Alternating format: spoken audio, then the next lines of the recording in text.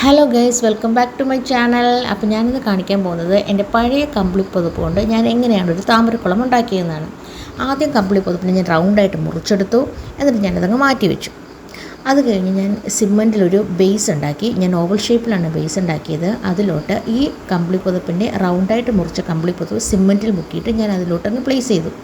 അപ്പോൾ ഓരോ ഞൊറിയും ഞാൻ കറക്റ്റായിട്ട് പ്ലേസ് ചെയ്തിട്ടാണ് ഇതിനെ വെക്കുന്നത്. ഫൈനലി നമുക്ക് ഇങ്ങനെയാണ് കിട്ടുന്നത്.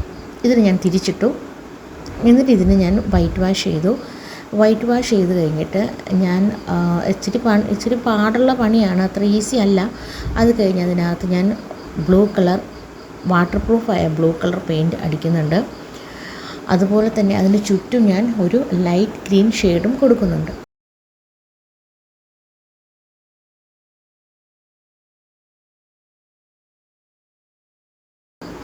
അങ്ങനെ ഇതാണ് നമ്മുടെ ലാസ്റ്റ് കിട്ടിയ ഒരു ലുക്ക്. അങ്ങനെ ഞാൻ അതിനകത്ത് എൻ്റെ താമരയെ ഇറക്കി വെച്ചു. അടിപൊളിയല്ലേ? അങ്ങനെ ഈസി ആയിട്ട് എളുപ്പത്തിൽ നമ്മുടെ ഗാർഡനിൽ വയ്ക്കാൻ പറ്റുന്ന ഒരു താമരക്കുളം റെഡിയായി. നിങ്ങൾക്കിഷ്ടമായെങ്കിൽ സബ്സ്ക്രൈബ് ചെയ്യുക, ലൈക്ക് ചെയ്യുക, കമൻറ്റ് ചെയ്യുക. Thank you.